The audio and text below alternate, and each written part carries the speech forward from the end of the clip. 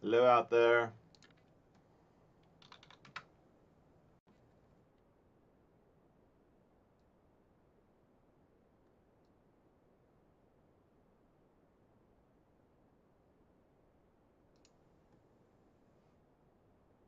Just gonna test, see if this is working. Does sound, did you hear something coming through? Hello, hello, hello.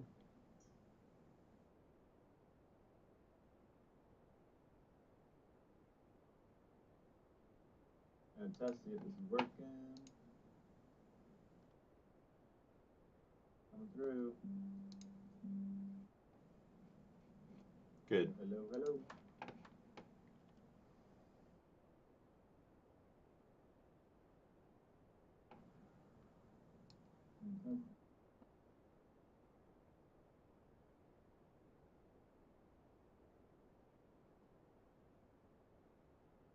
Good.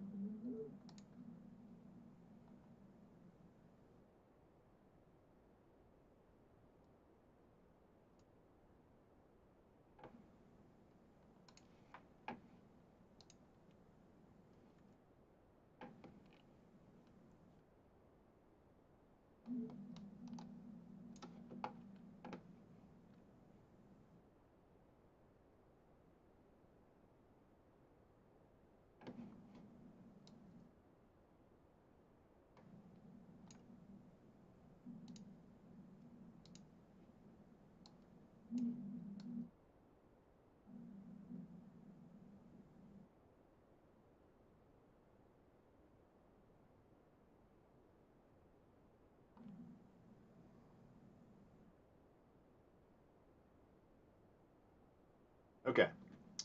So here's a summary of the situation we find ourselves in today.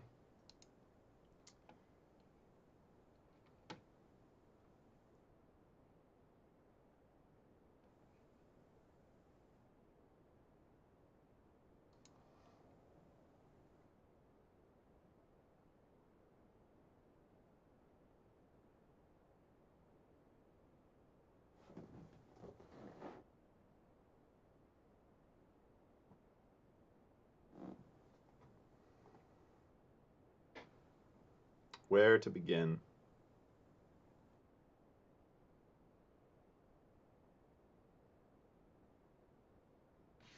I think I'm gonna put on some background meditation sounds just to sort of help me.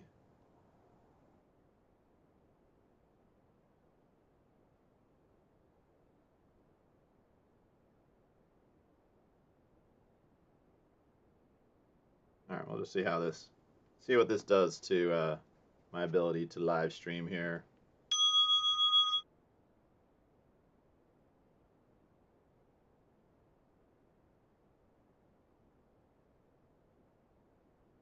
And I don't know, do you find that sleeve stack kind of disturbing?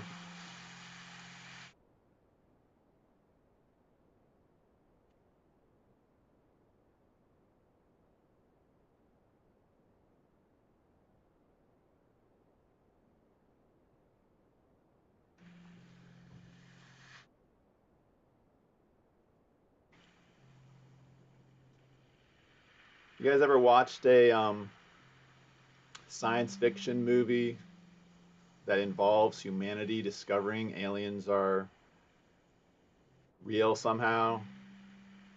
Either the aliens show up in a ship or something like that.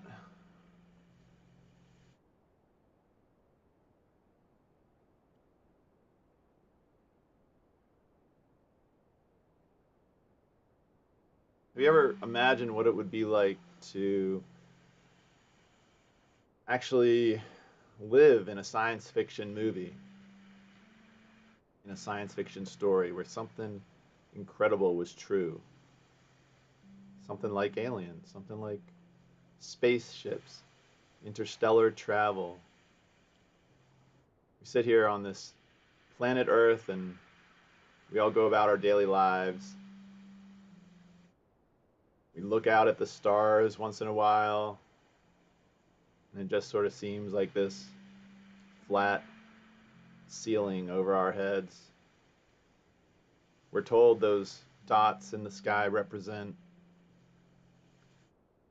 millions and millions, billions of planets and stars and galaxies. But we're just here, just us humans, with all the other life on this planet. Humans, the only intelligent species that we know of.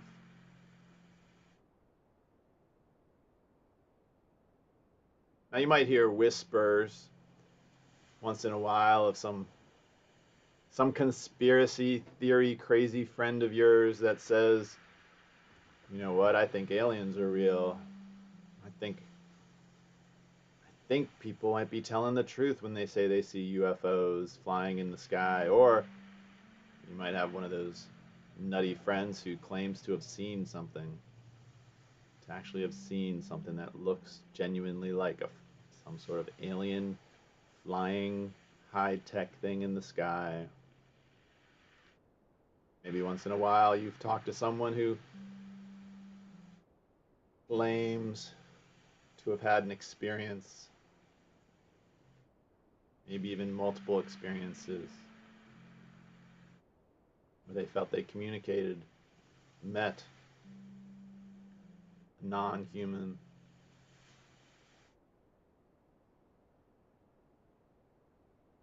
But if you've never had an experience like that, if you've never had a moment, an extraordinary moment like that, you were primarily brought up in the Western secular world,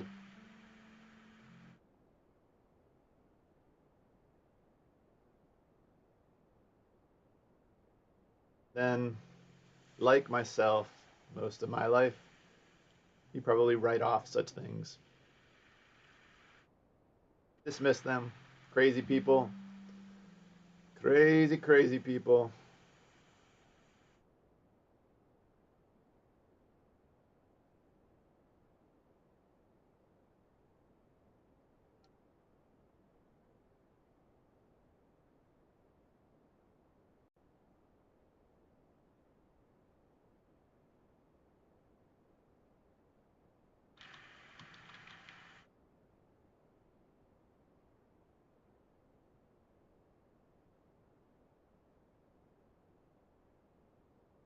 So one of the reasons I wanted to talk to you is you happen to be one of, at least in my view, one of the most credible witnesses in history of somebody who's witnessed a UFO, literally an identified flying object, and not only witnessed but got to, how do you put it, like chase it essentially, or chased it.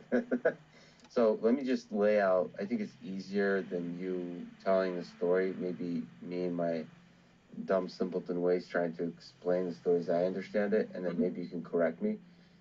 So on November 10th, 2004, the USS Princeton, which is one of the carriers. That's cruiser. It's a cruiser. It's cruiser. So you can't land on a. No, helicopter. It has a helicopter pad on the back. Gotcha. So, and it has weapons on it. Okay, gotcha. And it shoots the missiles up. But it has a nice radar. It's got an incredible Spy 1 system, phased array, 4 panels. So what's in quadrants? Perfect. So they started noticing on November 10th that there's a few objects flying around at 28,000 feet, the speed of with a what's I guess is considered a low speed of 120 miles an hour. Don't know what that's in knots, but out on the coast of California. So and they kept it.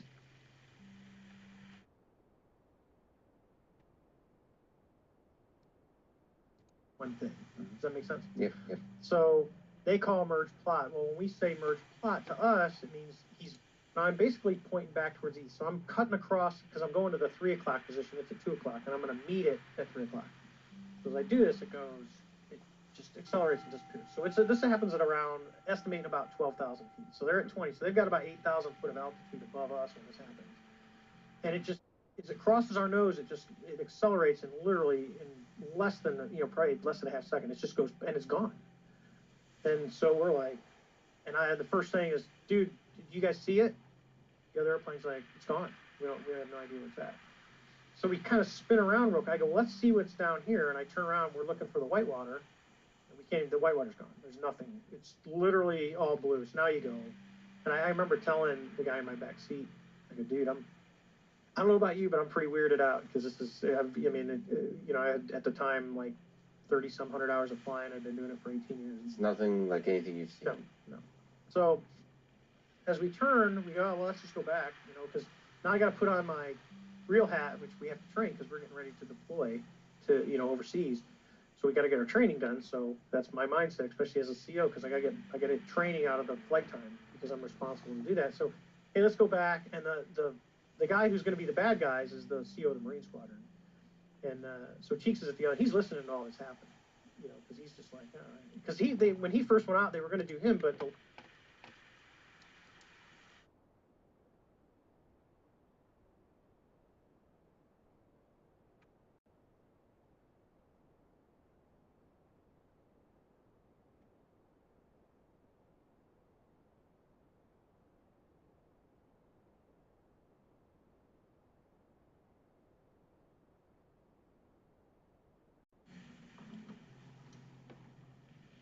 The subcommittee to transcript. We are simply told not to question the Leadership. Congressman. Own UAP experience known as the TikTok event. I look forward to hearing from all three of you today. Pursuant 9G, the witnesses will please stand and raise their right hands. You solemnly swear or affirm that the testimony you are about to give is the truth, the whole truth, and nothing but the truth, so help you God. Let the record show that all the witnesses answered in the affirmative. You may be seated.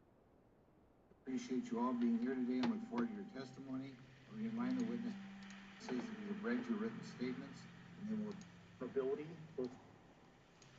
However, there's no reason that the objects themselves would be classified. I would be curious to see how the security classification guideline actually spells out the different nuances of how this topic is classified from the perspective of UAP, not national security. I'll give you a follow-up on that. Assuming that there are reasons why not all this should be made public, this has been around for a long period of time. Why anything related to UAPs, say 15 years and back, should not be immediately made public? I think one of it is acknowledging a vulnerability, both from a collection and I'll just say a countermeasure perspective. So it's that we haven't cracked for many years. Yeah. Even say 20 years back. Is there any reason why we go back there? Unless it shows a specific national security vulnerability as it relates to a weakness in particular defense system. Oh, okay, Mr. Fravor, the TikTok incident that you were engaged occurred in 2004. What kind of reporting took place after that incident? None. We had a standard debrief where the backseaters went down to our carrier intel center and briefed what had happened, and that was it. No one else talked to us, and I was in the top 20 in the battle group. No one came. The captain was aware, the admiral was aware, nothing was done. The commanding officers provide any sort of justification? No, because I was the commanding officer of the squadron, so no. So this is really, just really think about this. Commander David Fravor, in 2004, flew face to face with what is known as the Tic Tac UFO, which looked like a giant white propane tank.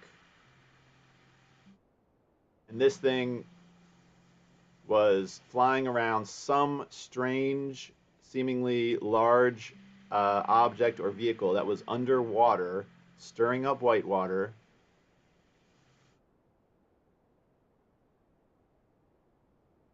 Here, let's, Chris Lato did a recreation of it. Let's jump to that.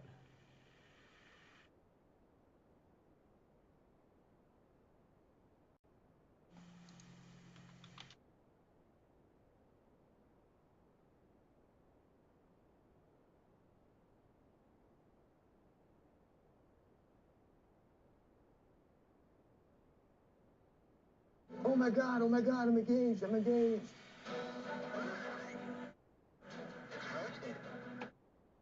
Described the object as a white, 40-foot-long, tic-tac-shaped craft.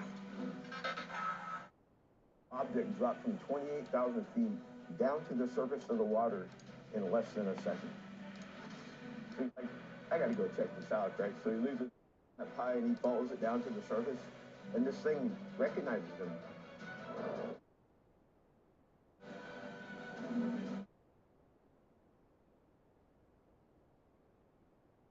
Thing's gone. Might get banned because I let that audio play. See if we've got the recreation by Leto. But just think about what David Fravor just said. Let's hear that again. How the security classification guideline actually.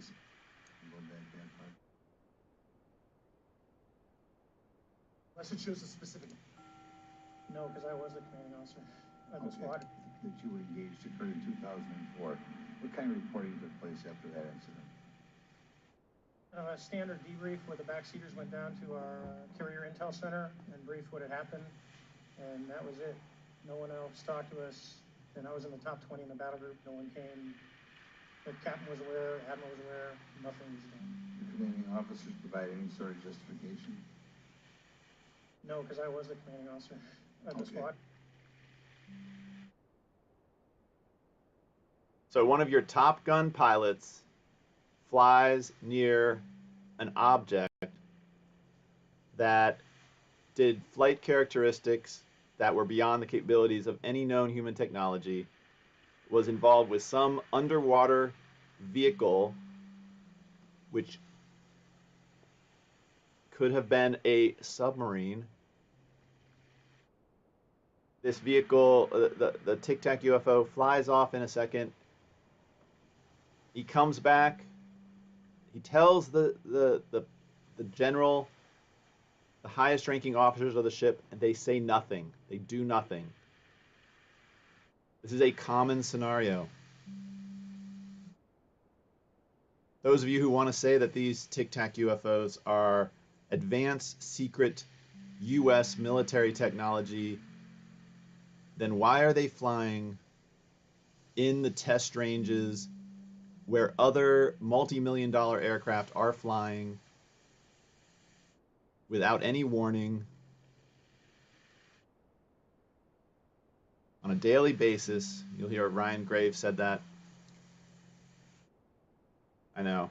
It's hard to believe. It's hard for the brain to take this stuff seriously.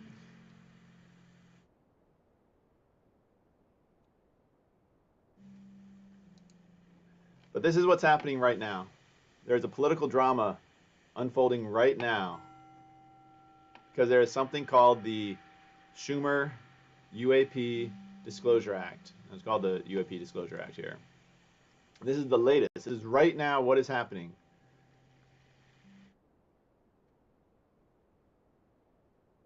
Another common sense bipartisan measure passed by the Senate, which I was proud to co-sponsor with Senator Rounds as the lead sponsor, to increase transparency around what the government does and does not know about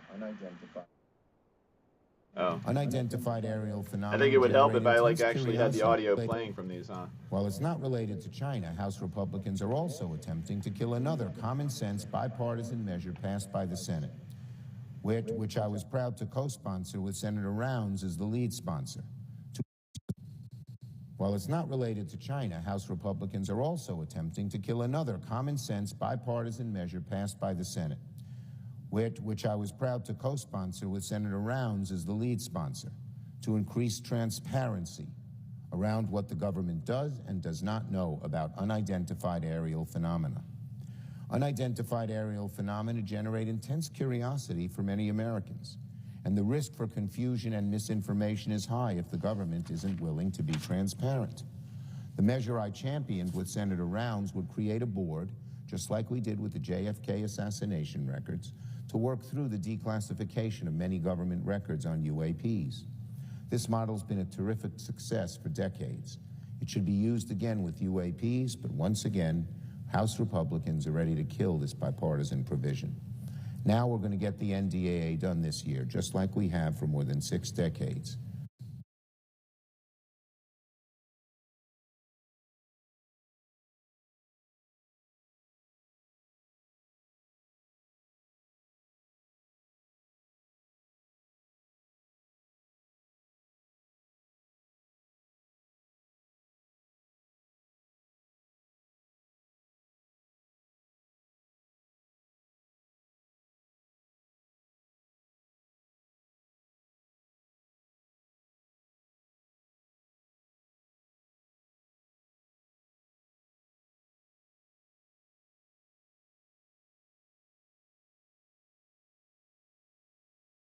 Real pro at this because I keep on messing with the audio and not. Okay. So this is the Scientific Coalition for UAP Studies. They call to end excessive government secrecy surrounding unidentified anomalous phenomena. They are strongly encouraging the House Senate Conference committee members to include the bipartisan Schumer-Rounds UAP Disclosure Act amendment to the National Defense Authorization Act. What does this act do? Yeah.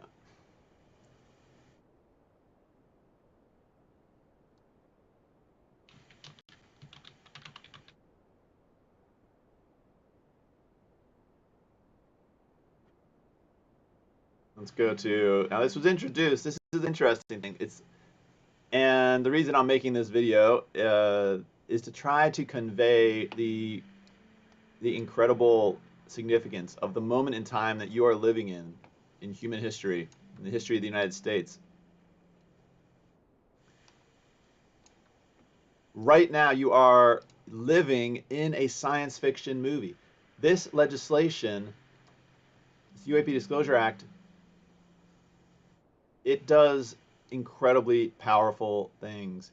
Let's see if this article summarizes it.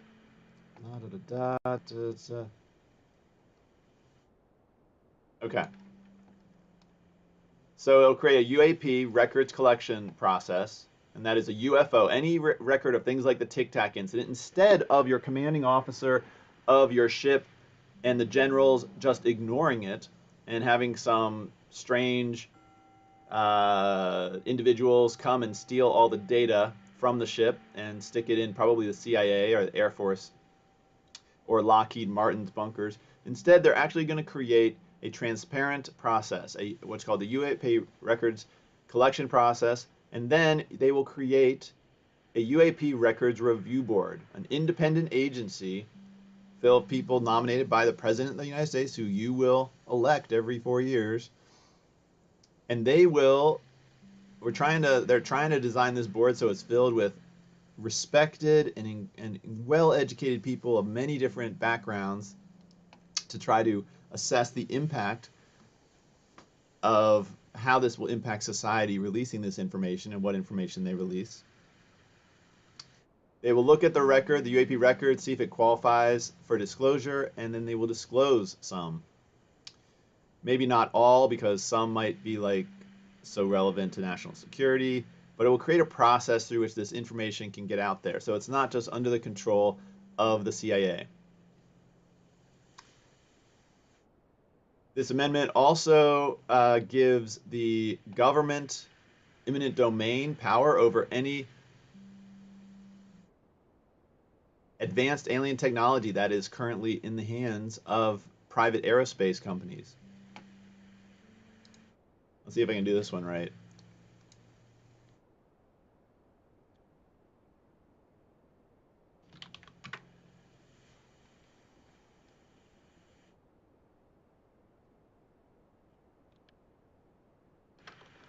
Let's see.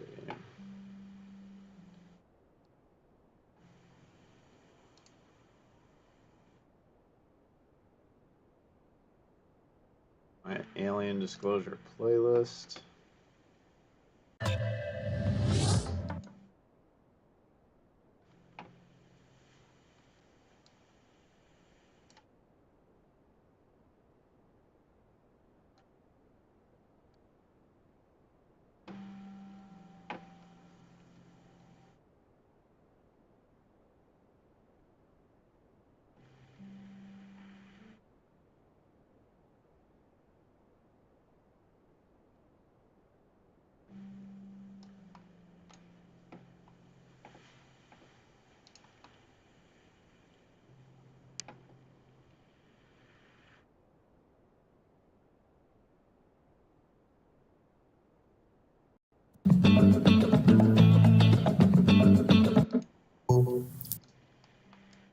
Thanks for joining us. And yeah, I tell you, this has been an interesting journey, a bit of a long journey.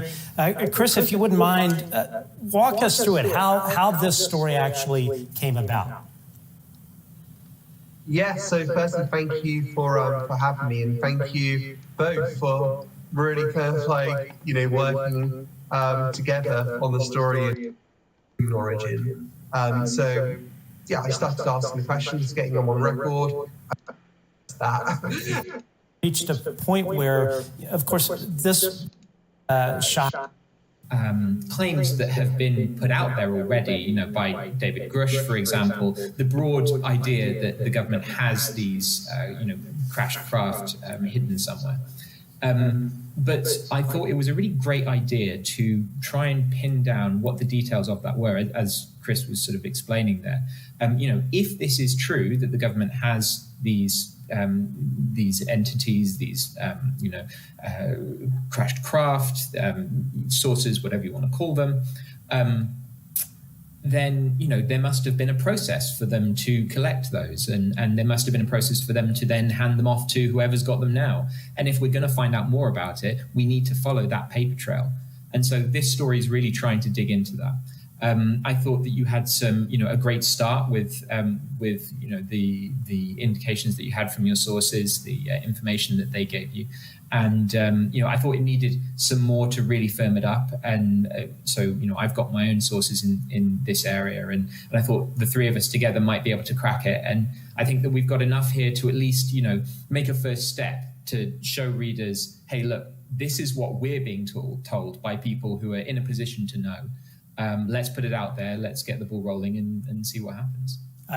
Josh, I definitely would say you turned the amp up to level 11 and took this to a really great place. And I'm sure I can speak for Chris as well. We're both very, very appreciative of that. So, Josh, if you don't mind, walk us through the story.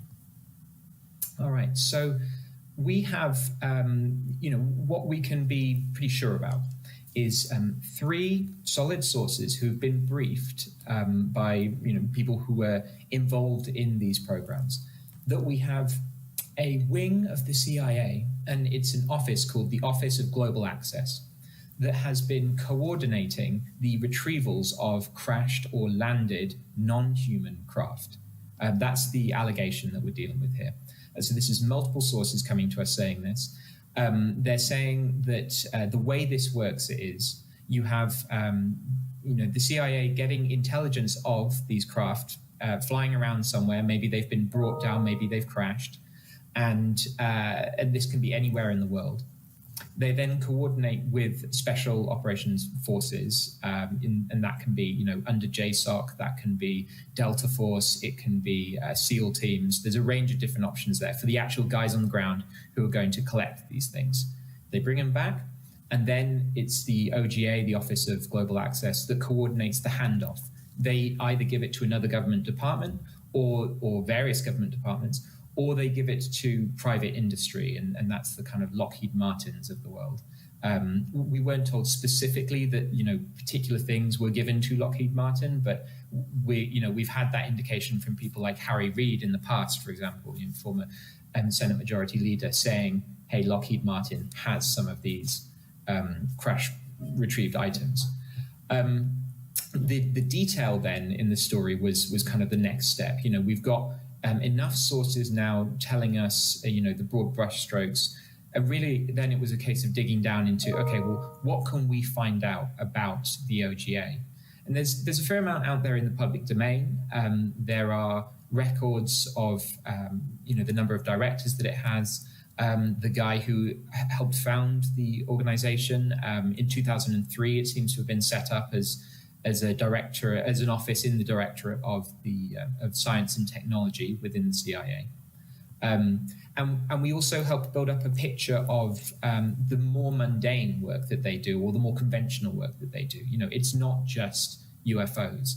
The OGA, you know, I found out through our research, through speaking to sources, that they actually go out and do retrievals, organized retrievals of other technology items, stuff that would be of value to the United States intelligence interests. So we're talking about, maybe it's a crashed satellite, maybe it's a stray nuke. They would be involved in getting access to places that are often denied to US military presence. So maybe that's behind enemy lines, maybe that's areas that are restricted, owned by adversaries, for example. And the OGA will help organize and get our people in there to retrieve that object, bring it back and exploit it. So that would be analyze the technology. Okay, so this is from the Good Trouble Show, and this is journalist Josh Boswell, Christopher Sharp, and Matt Ford reporting that they've uncovered exactly which office in the CIA has been running the program to retrieve alien technology, crashed or landed, and they use either branches of the military, or they later in the show they explain, sometimes they just notify private military contractors such as Lockheed Martin and others who use their own private mercenary military militarized groups to retrieve these craft, so that the private industry companies can take the craft straight into their hands. And the reason they do that, the reason is so that the United States military won't have any record of it. So it'll be much more difficult for anyone at a later date to track down where this craft, these vehicles and technology, who got it and where it was, and it tries to minimize the rights of the US government and the US military, which is owned by you if you're a United States citizen, supported by your tax dollars, tries to ensure that these private corporations can keep ownership and claim ownership over this technology. Why do they want to keep ownership over this technology? Because they want ownership. They want control. They want money. They want to control everything. They want to deny the US government and deny the US citizens from any rights to benefit from this technology without them being able to milk as much profit and control and benefit to themselves as they can. That is what this is about. That is what this UAP Disclosure Act is about. This Disclosure Act is designed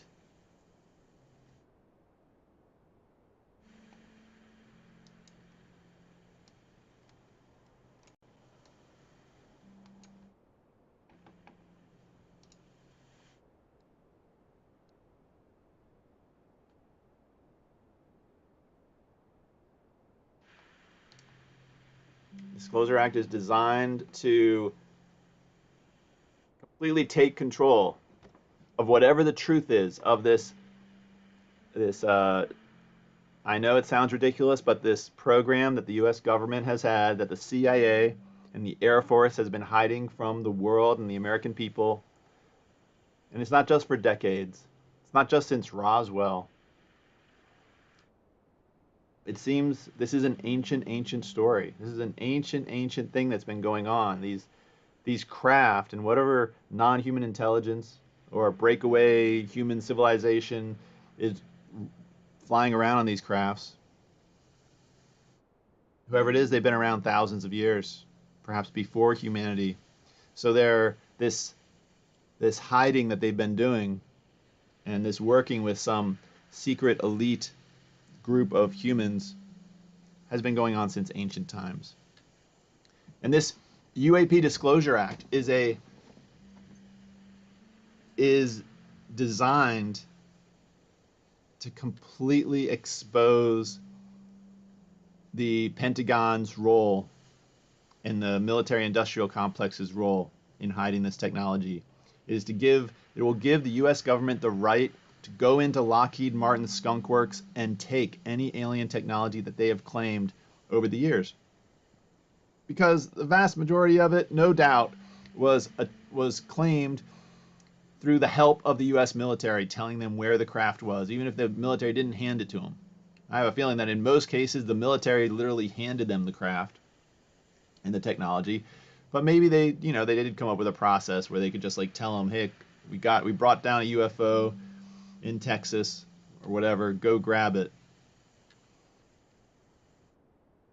These corporations, Lockheed Martin, they're not your friends. Raytheon Technology, these are not friends of humanity. These are private corporations that seem to be some sort of tool of this elite secret group of humans that's been basically running the show of humanity since the beginning of human history. And right now, if you go on Twitter and you look at what's happening, we've been seeing this over the last few days. They're right now they're in conference over this UAP Disclosure Act. And so this act, it passed in its full form in the Senate. And so then it went to the House of Representatives, where Congressman Mike Turner of Ohio, who is head of a major committee there, has been blocking it. Mike Turner of Ohio, Mike Turner of the district where Wright-Patterson Air Force Base is located and where the Lockheed Skunk Marks is located, who has received millions of dollars of donations from Lockheed Martin. He is blocking this legislation.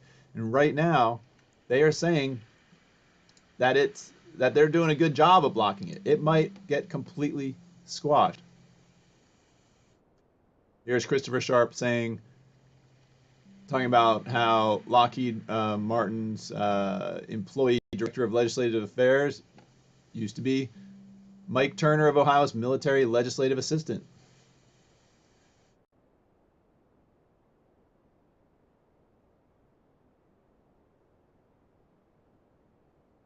Here's what Ross Coulthart says about this, next year to be faced with a big decision.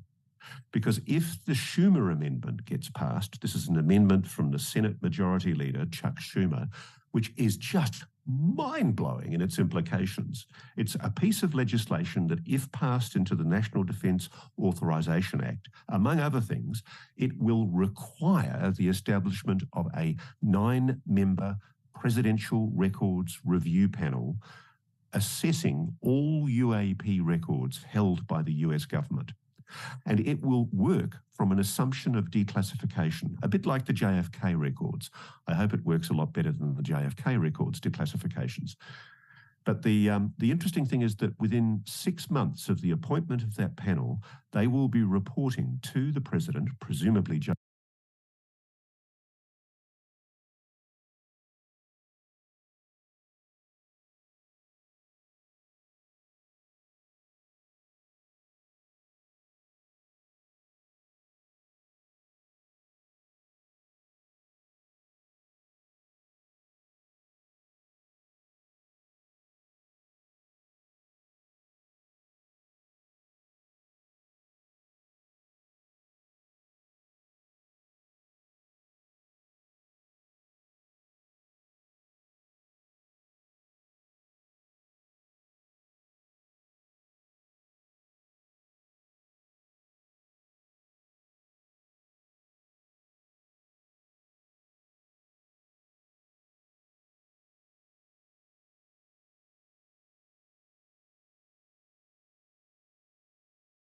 I'm doing it again. I was saying a whole bunch of stuff and not recording it. Right now, Congress is fighting behind the scenes over this UAP Disclosure Act. So if you can just put yourself in the position of these legislators, Chuck Schumer and everyone who is fighting for the Disclosure Act, if they let Mike Turner and Mike Rogers and a couple of corrupt congressmen, Mitch McConnell and Mike Johnson, the new speaker, if you let 4 corrupt congressmen block this incredible legislation or take out any aspect of its teeth so that Lockheed Martin and the Pentagon and the CIA can continue to just hide the truth, manipulate things behind the scenes, and self-righteously just say to all of us, you aren't important enough to know the truth. We have to protect you from the truth. We have to protect national security. You can't handle the truth. They literally are basically saying we humans can't handle the truth. What right do they have to hide the truth about the nature of reality from humanity? Chuck Schumer says that House Republicans, and he's talking about Mike Turner and Mike Rogers, because there are several very, very great House Republicans like Tim Burchett and Luna and even Gates, but also Democrats like AOC and others who are fighting to have this pass. So he's sort of like blanketly saying House Republicans, which is making it sound way more like this is a partisan issue than it is. It's a corrupt politician issue. I mean, lots of the congressmen and senators are corrupt in my belief, but they are not all willing to betray and be traitors to humanity.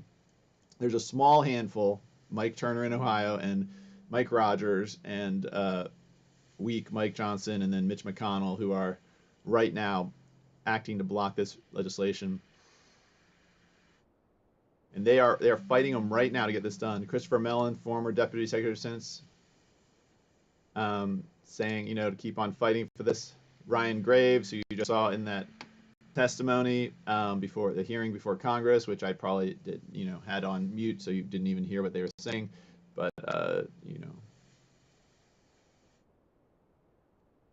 So just think about this. Right now, it's got to be so amazing in these conference rooms where they're in there with Mike Turner, and Mike Turner is trying to say, absolutely, you have to take out this eminent domain ability for the U.S. government to take alien technology from these private aerospace companies. And they ask him why. Why do we need to take that out if there's no alien technology in your possession?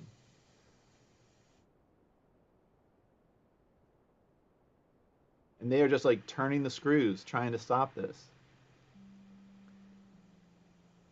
And this is such an opportunity to see like how much power they have, how much power the secret keepers have.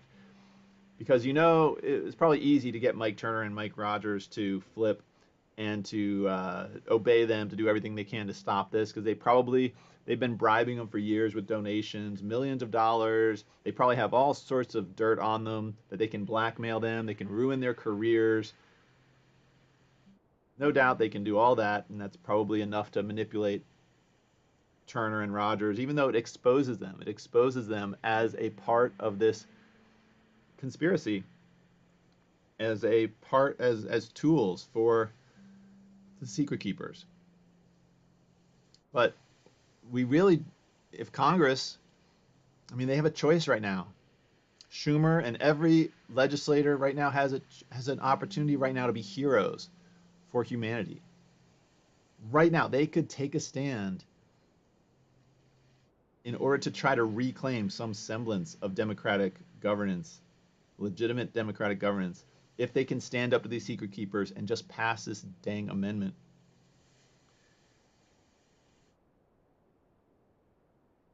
And even if but the question is, you got to think about what is happening behind the scenes. It's the secret keepers have options. Just bribing someone, threatening to destroy their political career is one thing. Threatening to, knock them out of office, okay, but that's not the end of the world. That doesn't threaten your life and well-being. It doesn't threaten the well-being of your family. And we know from Danny Sheehan, the lawyer extraordinaire and the lawyer for Lou Elizondo, we know these secret keepers and this covert part of the CIA over the years, has been capable of doing much more violent, threatening things to try to get their way. Danny Sheehan told a story of them threatening a congressman's wife at their house by gunpoint. I think that was the Church Committee, when they were investigating the CIA and intelligence communities. They sent someone to the congressman's house and threatened his wife at gunpoint. But again, that's just a threat. There seems to be incredible amounts of evidence that points to assassinations, such as a guy named Forrestal, a guy named Bill Cooper, These are independent. These are not legislators, but there's also, it seems there's evidence that JFK and RFK may have been murdered by this covert branch of the CIA because they were not playing ball. They were not obeying the secret keepers. I get the feeling that the branch of the CIA, there was a branch of the CIA capable of committing assassinations of our elected U.S. leaders in order to get their way. And I pretty much believe they did that to JFK and RFK. It seems overwhelming evidence that was a inside job of our own government, both of those incidents, as well as the murder of Bill Cooper by IRS agents. Bill Cooper was a journalist exposing what's known as Majestic 12, which is a name that apparently was put on this secret keeper process, the name of the board, the secret board that controlled the truth about UFOs and aliens all the way back to Roswell, back to the creation of the CIA, back to the creation of the Air Force after Roswell. From what I've heard from interviews from people in the know, it seems like something changed around 1993. That maybe they got control of this assassination branch of the CIA and stopped the ability of the secret keepers from being able to at least use the U.S. military to murder and harass people who they didn't like. It didn't take away their control over the alien technology, take away their control over the corporate control of all this. So right now what we're seeing in Congress is a corporate battle, a battle for legislative and policy and authority and legal rights to this technology and access to the technology and access to all the information that the CIA has and that the Pentagon has. This is a battle about information, and it's unclear whether or not these secret keepers right now are capable of threatening congressmen and women and senators with more than shame, embarrassment. Possibly they can threaten them with exposing crimes that they've committed. If some of these people have committed crimes, they can be blackmailed over that. But I get the sense that their life is not in danger. I get the sense that if Mike Turner tomorrow wanted to stand up and say, you know what, forget it. I'm just going to become a good guy. I'm going to say to Lockheed Martin, you know what, fine, don't donate another dollar to me ever. I'm going to just tell the truth. I'm going to tattletale on you, Lockheed Martin. I'm going to tell the entire world that you are threatening me with blackmail. You're threatening me. You're threatening to expose maybe Mike Turner. They have video of him with, doing inappropriate things with inappropriate people. You know what? But if Mike Turner came out tomorrow and just told us, look, they're going to expose some very immoral, salacious things I've done. They are going to ruin my career. They are going to make sure I'm not reelected. They're going to even do that to people in my family and people I care about. They're going to try to bankrupt me. But I'm going to tell you the truth. Aliens are real. There are secret alien bases. There's reptilian aliens. There's these kind of aliens. I know all sorts of things. I'm willing to just tell you all the truth. And you know what? I mean, if he just had just went for it.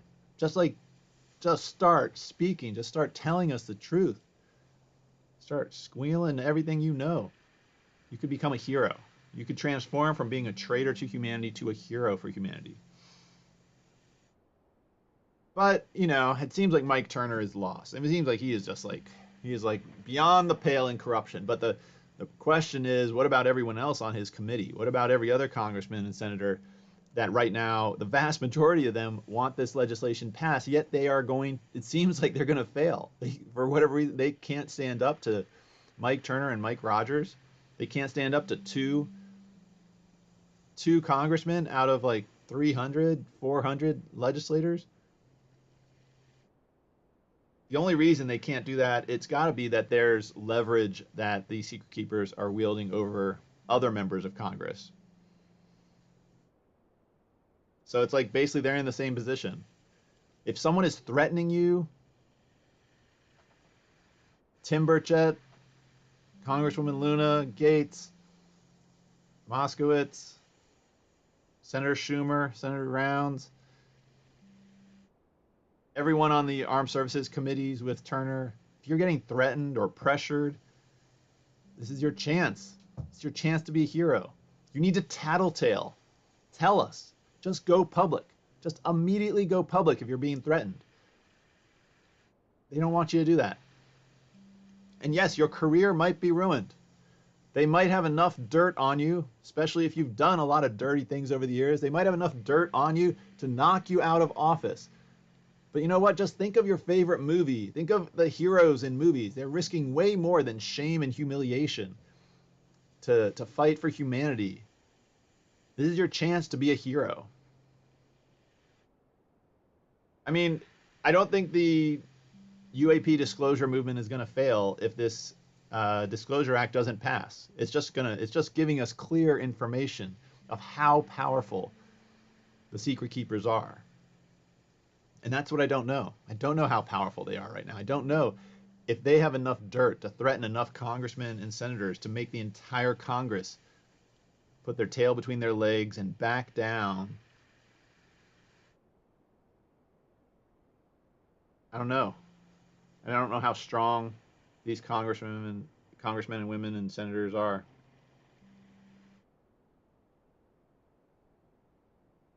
It's hard to stand up. It's hard to be brave. But hope they can do it. If they do it, they will be heroes. They will literally, but it's happening right now, and no one knows it. This is happening behind the scenes. It's like an intense prize fight over the truth. It's happening right now behind the scenes in Congress. It's just like, cannot wait for the truth of this to come out. And it'd be a wonderful story if they win. Wonderful story if they can like wrench control back. But if not, then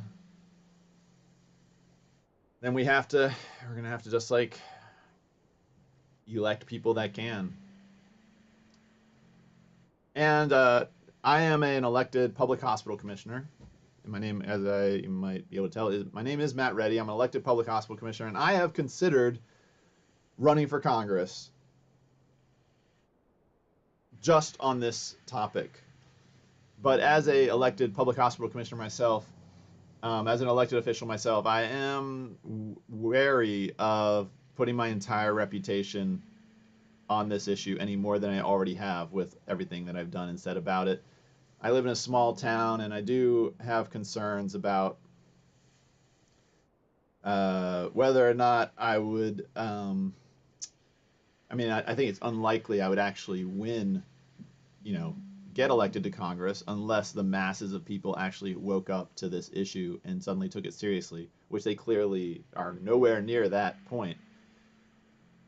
The people that take this issue seriously are a small, rebellious minority of free thinkers, or people who have had personal experience that has forced them to become a free thinker on this issue because they've either seen a UFO or encountered an alien. And yes, those people exist. It's not that hard to find them. They're just ashamed and embarrassed often to tell anyone, or they're tired of being mocked and embarrassed by people that they tell or thought to be crazy. Such an odd, crazy, interesting time. All right, so, well, that's what I wanted to say. This is happening right now. This is,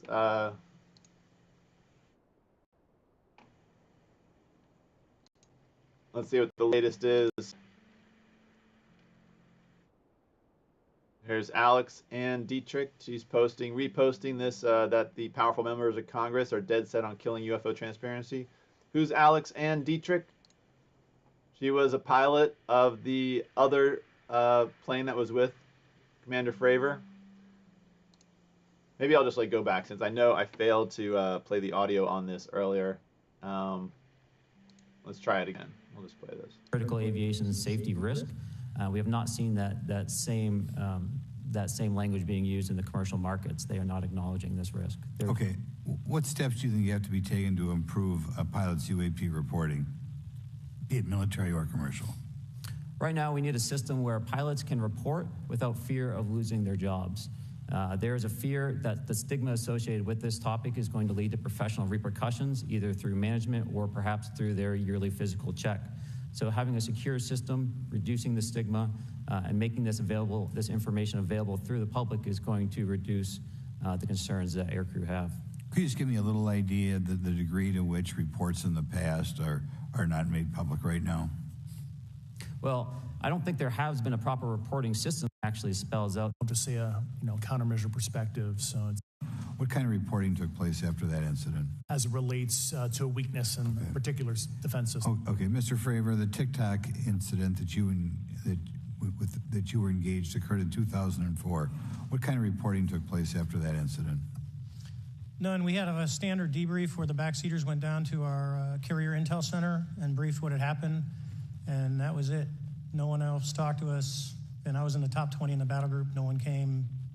The captain was aware, the admiral was aware, nothing was done. Did your commanding officers provide any sort of justification? No, because I was the commanding officer of the squadron, so no. Was this incident the only UAP event that you encountered while you were a pilot? Yes, it was. Okay.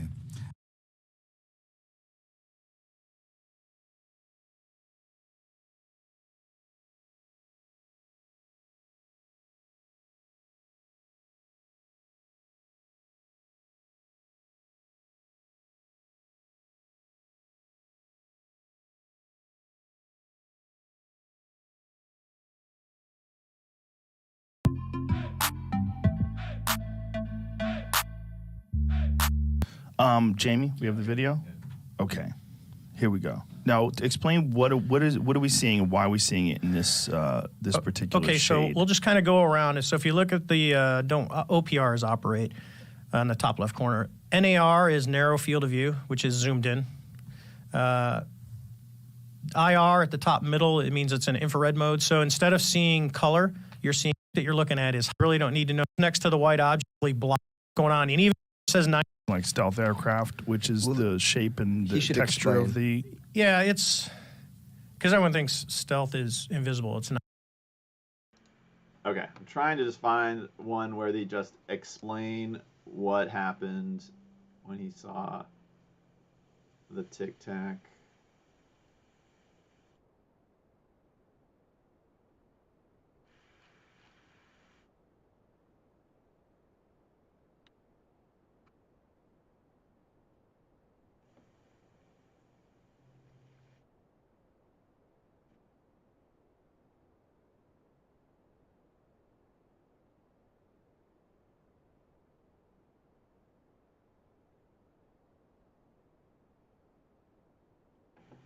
I said, what are we looking for? And he said, we don't know.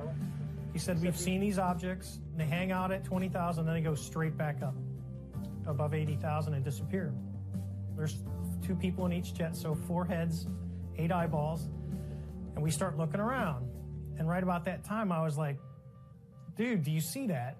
I go, what is that? So we're looking down, and there's a disturbance in the water. Right next to it was this little white object that looks like a Tic Tac, and it's just above the surface of the water, and it's moving around left, right, forward, back, just random, no controlled thing.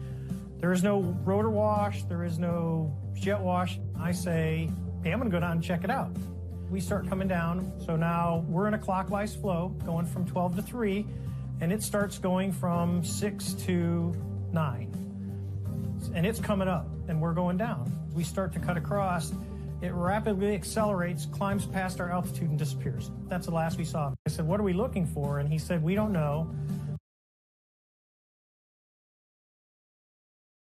Okay, well, that is basically the gist of the Tic Tac incident. He saw this UFO, and then in the hearing, he reports that the commanding officer, the general of the commander of the fleet, the general, admiral, whatever, they know about it, They do nothing. They don't interview them. Nobody interviews them about it. Because the military, the highest branches of the military, they know about this stuff. They know what it is, and they have seemingly orders to treat it in a certain way. And this UAP Disclosure Act, this powerful legislation sitting in Congress right now, could blow the lid off of this and suddenly give us, humanity, some insight as to what our military and Pentagon has been hiding all this time, and some insight as to who these secret keepers are.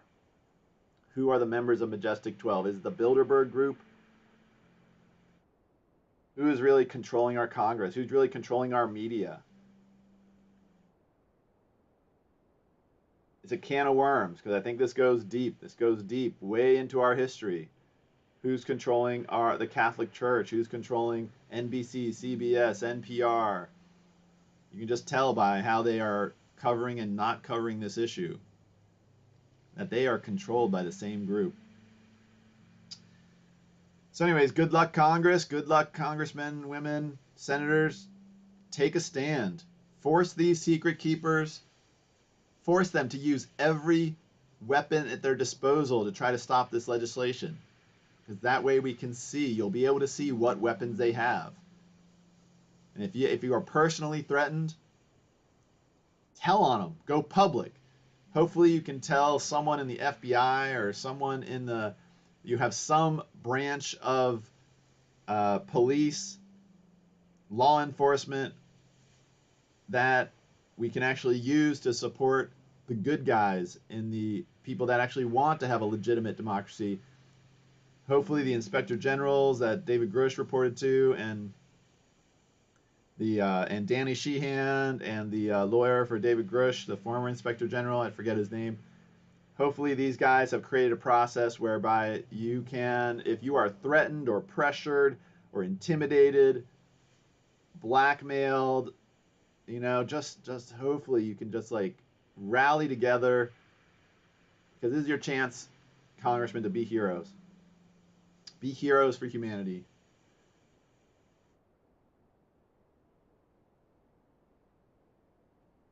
And if you do, if you find it within yourself, the ability to be heroes and to stand up to the kind of pressure and risks and threats, tell us. Because give us an opportunity to support you emotionally for that. And we will, it is highly likely you will be forgiven for the vast majority of types of wrongdoing. Unless you've done some really, really horrendous stuff, humanity will be willing to forgive you if you stand up to these traitorous, cowardly, greedy, brutal secret keepers. You only live once. Actually, that might not be true, but you're only going to have this opportunity one time. I mean, you might have another type of opportunity later, but this is such a big moment. The fight is going on right now. So, good luck. And encourage everyone out there, call your congressman and senator and just nag, praise. Let's get this going. Let's get the truth so that we can really start to figure out how we as humans can construct a society on Earth that we all can feel good about, and create a world in which every being alive has an opportunity to live and thrive. Space to breathe, freedom of thought, freedom of religion, freedom to create. If there's aliens here that are hiding, they can cohabitate on Earth with us. We can share this world. We can accept them, even if they're like gross, weird reptilian things. We can accept them. We can learn to live together in peace. There's no reason that can't happen. Humanity is capable of growth and evolution and evolving their thought.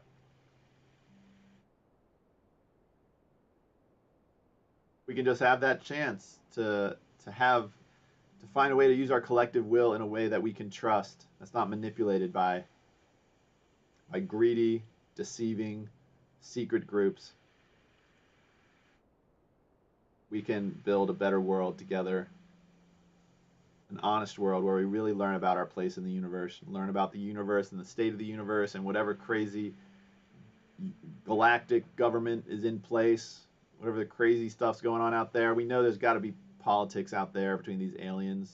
Let us know about it. Let us participate. Let us join this galactic community and become a part of the conversation. I mean, maybe it's inevitable because our technology is taking us to a point eventually. Very soon, we're going to be powerful enough that they have to allow us to speak. But who is we? Who's in control of our technology? Who's in control of our most powerful technology? What humans? It's not elected humans. It seems to be some secret group. Lockheed Martin, is that who you want representing humanity? The board of Lockheed Martin? You trust them? Why would you trust any private corporation, any group of private individuals who think there's some sort of royalty, some sort of noble class, better than all the rest of us? Forget that.